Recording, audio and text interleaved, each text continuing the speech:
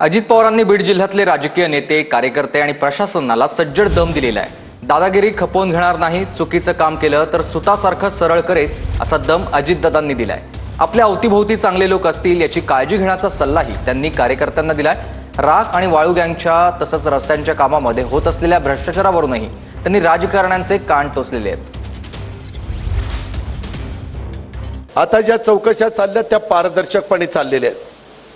एखादी व्यक्ती कुठल्या समाजाची असेल तर दुसऱ्या समाजाच्या माणसाने त्याच्या व्हॉट्सअपवरून त्याला काहीतरी शिवीगाळ करायची, काहीतरी चुकीचं बोलायचं, व्हॉट्सअप पाठवायचे, हे करू नका। महायुतीच्या कार्यकर्त्यांनी आता आमचे नेते पदावर बसलेले आहेत, कोण आमचं काय करणार आहे असलं मनात आणू नका।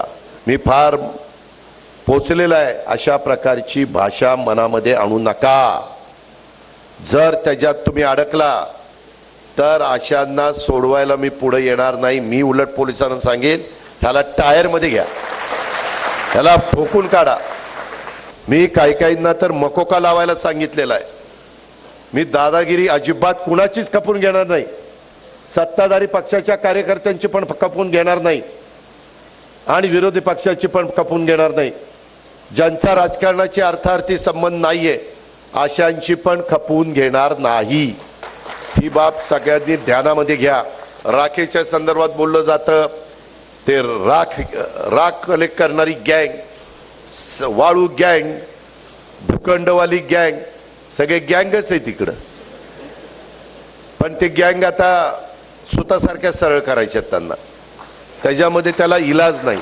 रस्ता नुसता मंजूर करून बिल जो काढेल ना त्याला नाही मातीत घातला तर बोला, मग तो रस्ता दाखवावा लागेल। पहिले फोटो ते एक्झिक्युटिव्ह इंजिनियर असेल, डेप्युटी इंजिनियर असेल, तसले लाड अजिबात होणार नाही।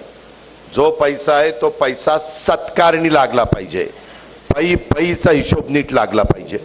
इथं काही अधिकारी बदलावे लागणार आहेत, काही निगरगट्ट झालेले आहेत, काही त्यांना सोयीसुतक पडलेलं नाही।